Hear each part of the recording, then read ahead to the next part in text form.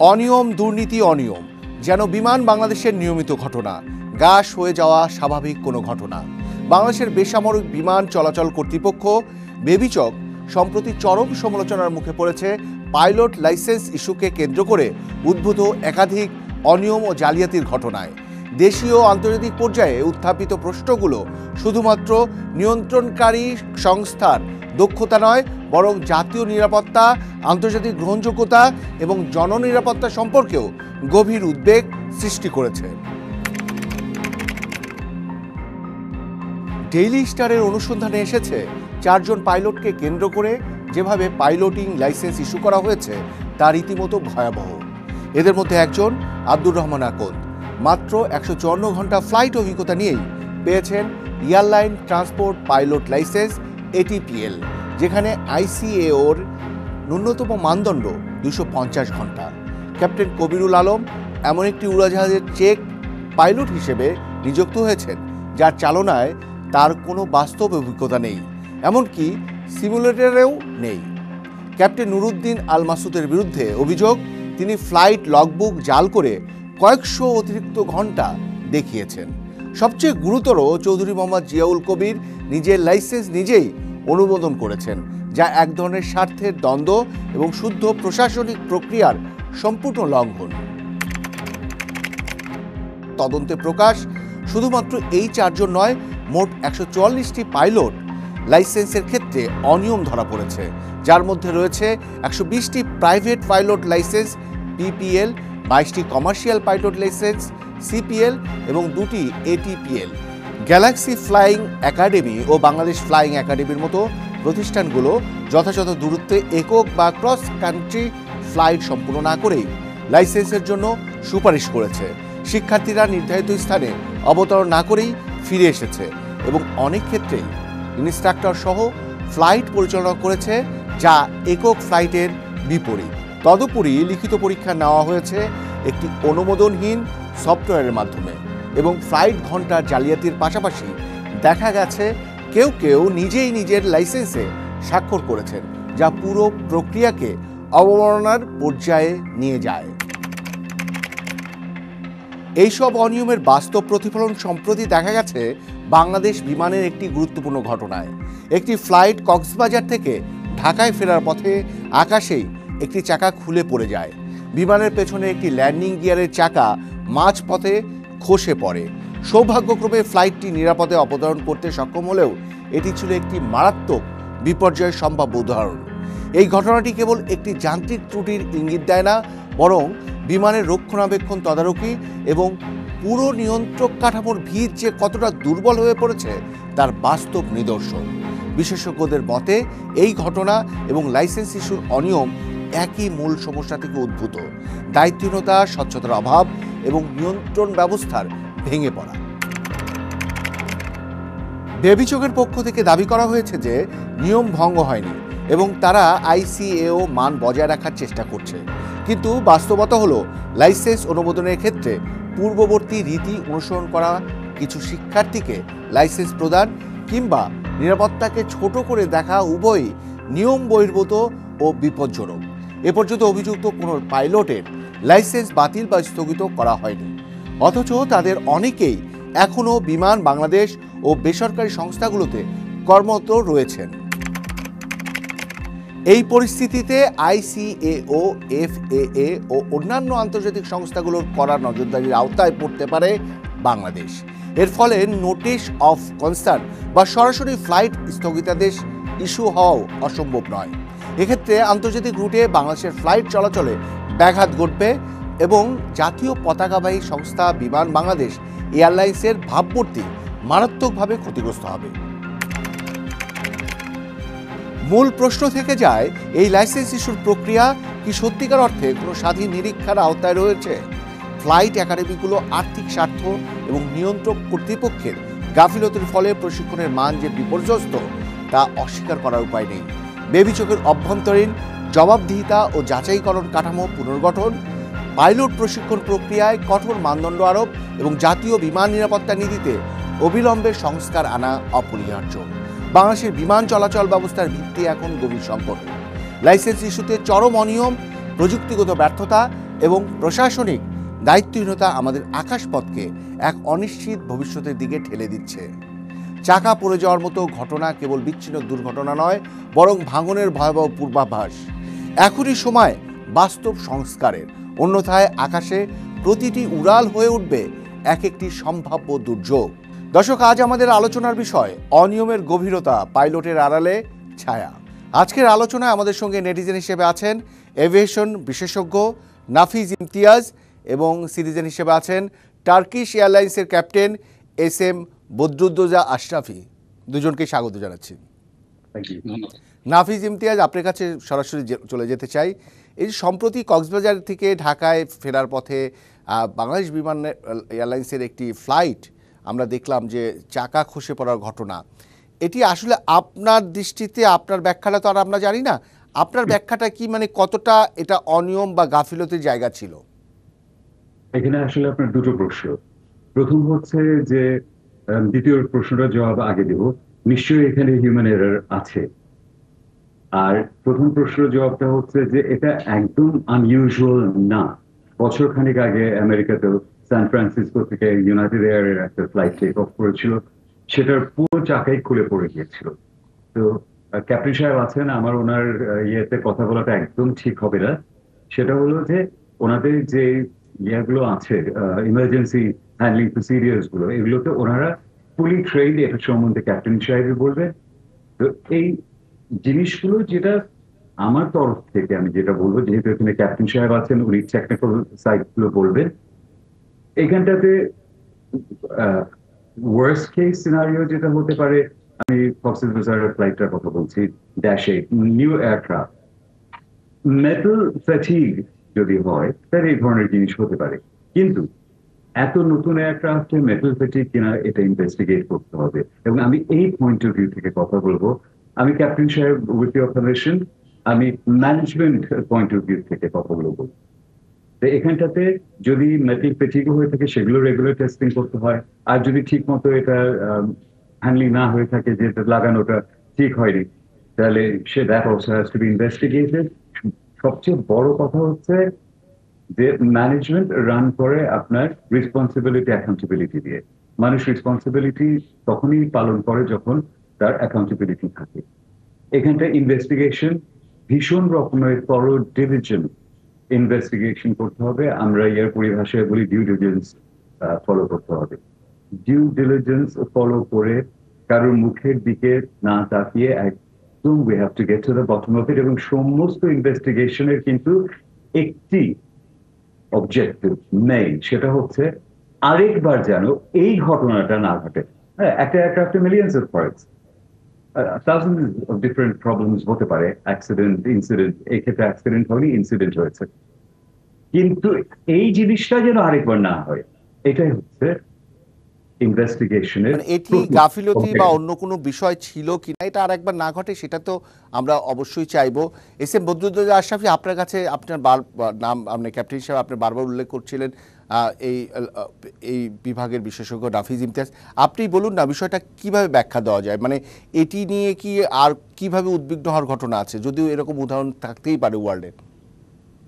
দেখেন, প্রতিটি ঘটনায় একটা উদ্বিগ্ন হওয়ার বিষয়। আমি একটা কথা বলতে চাচ্ছি যে এই জিনিসটার পুরোপুরি ইনভেস্টিগেশন না করে প্রিলিমিনারি স্টেজে কোনো ধরনের কমেন্ট করাটা আসলে ডিফিকাল্ট। আমি প্রায় 25 বছর যাবৎ এভিয়েশনের সাথে যুক্ত আছি, বাট তারপরে আমি যদি পুরোটা না জানি এটা বলতে পারবো না। একটা হিউম্যান ফ্যাক্টর হতে পারে, ম্যাটেরিয়াল ফেলিয়ার হতে পারে, বিশেষজ্ঞ সাহেব যেটা বললেন, অনেক কিছু হতে পারে। সো এই হিউম্যান এররটা সেটা মেইনটেনেন্স এর পক্ষ থেকে হতে পারে, আবার ম্যানুফ্যাকচারিং এর পক্ষ থেকে হতে পারে। দেয়ার আর সাম স্কেডিউল অফ দি মেইনটেনেন্স, অথবা তারা মেইনটেনেন্স ঠিক মতো করেছে, কিন্তু তারপরেও সেটা ম্যাটেরিয়াল ফেলিয়ার হতে পারে। কিন্তু এটা কিন্তু মানে nothing is full proof. So আমার মনে হয় এটা ইনভেস্টিগেশন না করে এটা নিয়ে কোনো ধরনের কমেন্ট যে এখানে গাফিলতি আছে বা এই ধরনের কমেন্ট আমি করতে চাচ্ছি না। এটা হচ্ছে নাম্বার 1 পয়েন্ট। নাম্বার 2 পয়েন্ট যেটা হচ্ছে, ডেফিনেটলি আমি বলবো যে যতটুকু আমি দেখেছি একজন মানে বাইরে থেকে, আমি তো ভিতরে জিনিসটা জানি না, পাইলট এটা যথেষ্ট দক্ষতার সহিত সেটা হ্যান্ডেল করেছেন, and we have procedure to deal with. একটা পুরোপুরি ইনভেস্টিগেশন না করে এই কনক্লুশনে যাওয়াটা আমার মনে হয় এটা একটু অন্যায় হবে। কারণ এই জিনিসটা দেখতে হবে যেটা আসলে কোন স্টেজে, বিকজ আমরা এভিয়েশনে ফ্লাইট সেফটিতে there is something call Swiss cheese model, যেখানে বিভিন্ন স্টেপে একটার পর একটা এরোটাকে প্রতিহত করার জন্য বিভিন্ন স্টেপ ওয়াইজ প্রোটেকশন আছে। একটা ফেল করলে আরেকটা হয়তো বা রিকভার করবে ইয়ে করবে। তাহলে কোন স্টেজে এটা ফেল করেছে সেটা আসলে ইনভেস্টিগেশন না করে ভাবে বলা যাবে না। আমি বলতেই পারি, সাধারণ মানুষ হিসেবে একজন বলতেই পারে, আচ্ছা চাকা যেহেতু খুলে গেছে নিশ্চয়ই স্ক্রু হয়তো বা টাইট করে লাগানো হয় নাই, বাট এটা this is not the right way to conclude. Okay, কিন্তু এই যে প্রশিক্ষণ যারা নেন ক্যাপ্টেন হিসেবে, তাদের ব্যাপারে জি। অনেক কথা শোনা যায়। তারা অল্প ঘন্টা প্রশিক্ষণ নেওয়ার মধ্য দিয়ে যে কয়েক ঘন্টা প্রশিক্ষণ মানে নেওয়া প্রয়োজন ফ্লাইং লেভেলে, সেটা কম নিয়ে ক্যাপ্টেন হচ্ছেন। পাশাপাশি যারা ক্যাপ্টেন হিসেবে কাজ করছেন তারা মানে যারা পাইলট তারা আলটিমেটলি কম সময় কাজ করে বেশি সময় দেখাচ্ছেন, এরকমও তো বদনাম রয়েছে, সম্প্রতি অনেক গণমাধ্যমে এসছে। সেটির ব্যাপারে আপনার কি নজর আছে? আচ্ছা, আমি ওই রিপোর্টটা পড়েছি। দেখেন, এখানে অনেকগুলো জিনিস আছে, প্রতিটা ডিপার্টমেন্টে কিছু না কিছু লুপহোল থাকতে পারে এবং সেটা তো আমাদের অবশ্যই রিকভার করতে হবে। সেটার পজিটিভ ক্রিটিসিজমের মাধ্যমে আমরা এটা রিকভার করতে পারি। আর ওই রিপোর্টে যে জিনিসগুলো আমি দেখেছি, হয়তোবা আপনি একটা লাইন দেখেছেন, বাট ওটার যে আরেকটা প্রসিজিওর আছে, যে প্রসিজিওর তাকে ওই পাইলটটাকে অ্যালাউ করে, আমি স্পেসিফিক নাম বলতে চাচ্ছি না, যে এই মিনিমাম ফ্লাইং আওয়ার যদি তার থাকে, ফর এক্সাম্পল একজন মিলিটারি পাইলটের, সে মিনিমাম যদি তার 200 ঘন্টা মিলিটারি ফ্লাইং আওয়ার থাকে ফিক্সড উইং এ, তাকে কমার্শিয়াল পাইলট লাইসেন্স ইস্যু করা যাবে। এটা কিন্তু একটা এএনও আছে, এয়ার নেভিগেশন অর্ডার আছে। এবং পরবর্তীতে ওই ছেলেটা যখন ওই পাইলটটা যখন এই লাইসেন্সটা ইস্যু হয়েছে, সেই সময় কোন এয়ার নেভিগেশন অর্ডারের এগেনস্টে হয়েছে, এবং আমি সেই অর্ডারটা দেখেছি অলরেডি, এখানে আমি কোনো ভায়োলেশন দেখি নাই। আমি ব্যক্তিগতভাবে উনি যে জিনিসটা উল্লেখ করেছেন, যেই প্যারাগ্রাফ উল্লেখ করে যে 75 আওয়ার্স পাইলট ইন কমান্ড লাগবে, ওটা একটা জিনিস যেটা 2022 বা 24 সালে আমার কাছে ডকুমেন্ট আছে যেটা ইস্যু হয়েছে, বাট তার লাইসেন্স ইস্যু হয়েছে সামথিং লাইক 2010-11-র দিকে। ওই সময় যে এনও ছিল সেই অনুযায়ী ওখানে কোনো আমি ব্যত্যয় দেখি নাই। তবে হ্যাঁ, আপনি যেটা বললেন যে ফ্লাইং আওয়ারের কিছু গড়মিল আছে, হ্যাঁ এখানে একজন বা দুইজন পাইলটের এরকম পাওয়া গিয়েছে, এবং সিভিল এভিয়েশন সেটা যথেষ্ট আন্তরিকতার সহিত সেটা মানে ইনভেস্টিগেশন করছেন কিন্তু। এবং প্রবাবলি ওই পাইলটের ফ্লাইংও এখন বন্ধ আছে। সবারই তো একটা সীমাবদ্ধতা আছে, হয়তো একটা ইন্ডিপেন্ডেন্ট ইনভেস্টিগেশন বডি বা সুপারভাইজিং বডি যদি ক্রিয়েট করা যায়, তারা এই জিনিসগুলো যে ঠিক আছে সিভিল এভিয়েশনকে ধরিয়ে দেবে যে এই লুপহোল গুলো আছে and you should correct accordingly. আমি শিওর সিভিল এভিয়েশন তাদের যথাসাধ্য চেষ্টা করবে এই জিনিসগুলো কারেক্ট করার জন্য। ওকে, আমরা একটু বিশ্লেষক নাফিস ইমতিয়াজ আপনার কাছ থেকে কিছু বিষয় আলাদা করে জানতে চাই। আসলে অন্যান্য দেশের তুলনায় আমাদের দেশের স্পেশালি বাংলাদেশ এয়ারলাইন্সের সক্ষমতা, ব্যবস্থাপনা, দক্ষতা, মানে এদের লেভেলটা কোন জায়গায় আপনার দৃষ্টিতে? মানে আমরা কোন জায়গায় অবস্থান করছি? আর বদরুদ্দোজা আশরাফি যেটা বলছিলেন যে আমরা অনেক সময় গভীরে না যেয়ে ও সারফেস অংশটা দেখছি, বিষয়টা তাই নাকি গভীরে গেলে অনেক কিছু পাওয়াও যাচ্ছে? সবসময় গভীরে গেলে অনেক কিছু পাওয়া যাবে, কিন্তু আমি আবারও ম্যানেজমেন্ট পয়েন্ট অফ ভিউ থেকেই বলছি যে ইনভেস্টিগেশনের আগে আমরা ডেফিনেটলি কনক্লুশন ড্র করবো না। আমি বলেছি ডিউ ডিলিজেন্স করার পরে, ইনভেস্টিগেশন করার পরে। কিন্তু ম্যানেজমেন্ট পয়েন্ট অফ ভিউ থেকে হলো যে ঘটনাগুলো ঘটছে, চাকা একটা খুলে পড়ে গেছে, how much it has heart the airline, সেটা ম্যানেজমেন্ট অফ দি এয়ারলাইন্স তারা জানে। এবং অনেকে আমাকে ফোন করেছেন, করেছেন এর আগে আরেকটা টেলিভিশন চ্যানেলে করে অনেক করেন যে কেন এই ধরনের জিনিস বারবার কেন হচ্ছে, একবার পর একবার কেন হচ্ছে।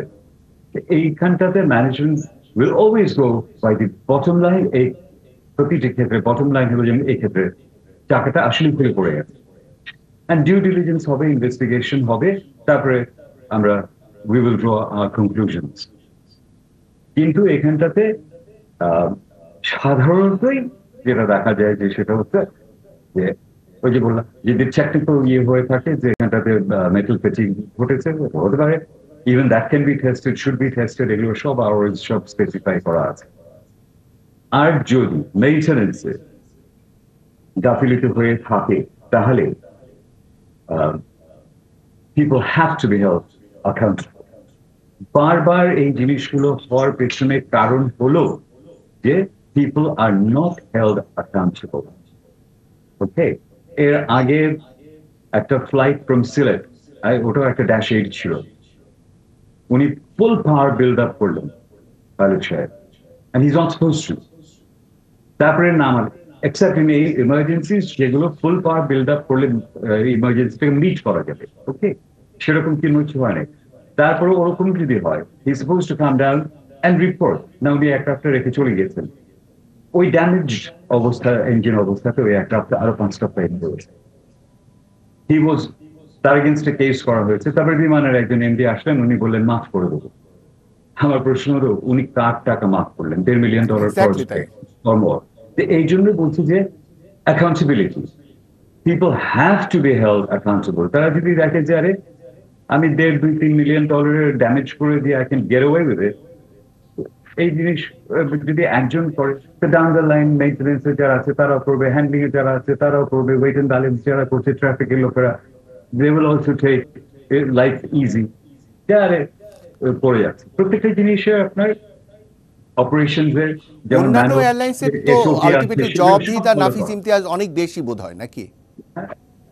জবাবদিহিতার সহজ যদি ম্যানেজমেন্ট সেটা করে। এখানটা আমি বলছি ইটস আ ম্যানেজমেন্ট ফেলিয়ার। যখন অ্যাক্সিডেন্ট ইনসিডেন্ট, ফরচুনেটলি অ্যাক্সিডেন্ট হয় নাই, ইনসিডেন্ট একটার পর একটা যখন হতে থাকে, ইটস আ ম্যানেজমেন্ট ফেলিয়ার। এবং আমি আপনাকে একটা এক্সাম্পল দিয়ে বললাম যে এই ধরনের একটা ঘটনা ঘটাবার পর he got away with it. আমি জানি I become very unpopular by saying these things, কিন্তু এটাই হচ্ছে ম্যানেজমেন্টের ফেলিয়ার। আর আপনি বিমানের মেইনটেনেন্সের স্ট্যান্ডার্ডের কথা জিজ্ঞেস করছিলেন। বিমান আবার যে আপনি মানুষকে দিয়ে কাজ করাবেন, they will be as good as you can make them. এখানটাতে প্রত্যেকটা জিনিসে যেমন ম্যানুয়াল ধরে করা হচ্ছে, মেইনটেনেন্স ম্যানুয়ালস আছে, স্ট্যান্ডার্ড অপারেটিং প্রসিডিউরস আছে, সব কিছু আছে। এবং বিমানের কিন্তু মেইনটেনেন্সের তো বটেই সবারই, এটা একটা IOSA registered airline. IOSA is a double acronym. It is the IATA Operational Safety Audit. এটা হলো পৃথিবীর সবচেয়ে টাফ অডিট রেশিও, কারণ 99% কমপ্লায়েন্স ইজ নো কমপ্লায়েন্স। তো এভরি 24 মান্থস এই অডিটটা করে রিনিউ করতে হয়।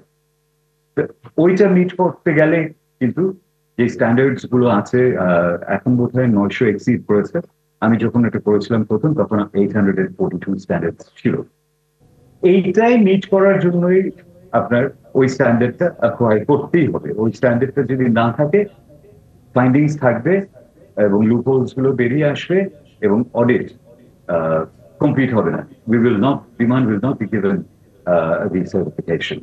এটা একটা। আরেকটা হচ্ছে যে এই যে এয়ারক্রাফট গুলো, যেমন বোয়িং, এদের যাদের কাছ থেকে কেনা হয়েছে তাদের সাথেও কিন্তু এই এগ্রিমেন্টের মধ্যে এই জিনিসগুলো আছে যে মেইনটেনেন্স কি কি কি কি করতে হবে। এখন আমি আর একটা এয়ারক্রাফট কিছু একটা নকশা হলো, আমি এটা চিন্তা করলাম যে খুলে ধোলাই খেলে পাঠিয়ে দিই, নিজের মতো করে ধোলাইখাল থেকে নিয়ে আসা হলো।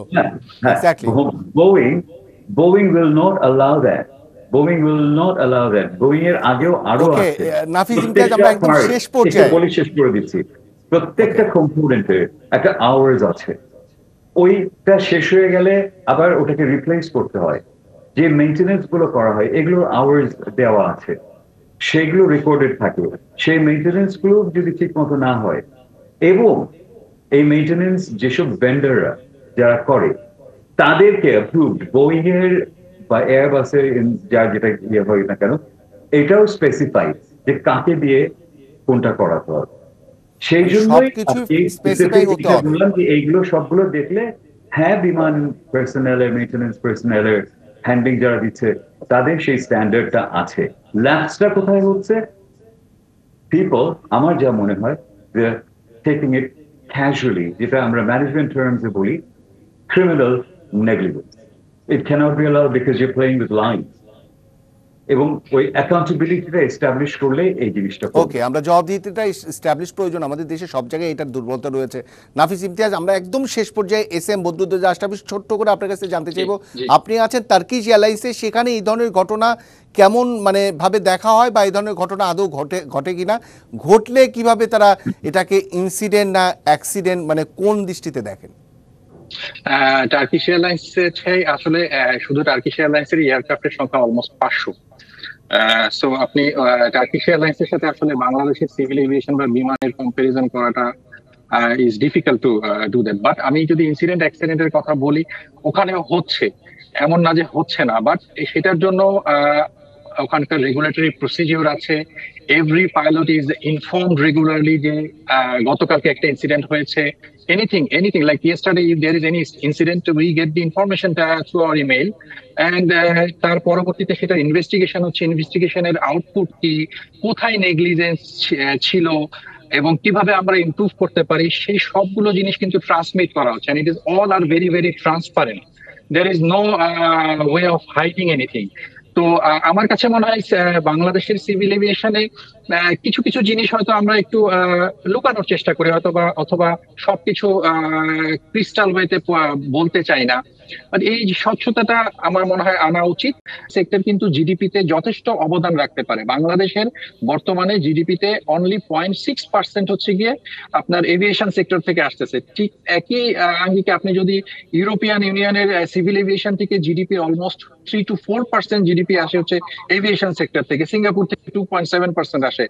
আমাদের স্ট্র্যাটেজিক লোকেশন, জিওগ্রাফিক্যাল লোকেশন এমন একটা জায়গায় যে we can play a vital role in the aviation sector of the world in terms of connectivity. Only thing is that আমাদের supervision দরকার and positive intention দরকার by every sector. That includes the business persons, that includes the government in terms of the regulation. There are different regulations যেগুলি আসলে আমাদেরকে এগুলো বাধার সম্মুখীন করছে, ব্যবসা পরিচালনা করতে ডিফিকাল্টি ক্রিয়েট করছে। সো এই জিনিসগুলো আমার মনে হয় গভর্নমেন্টকে অ্যাক্টিভলি লুক আফটার করতে হবে। Thank you.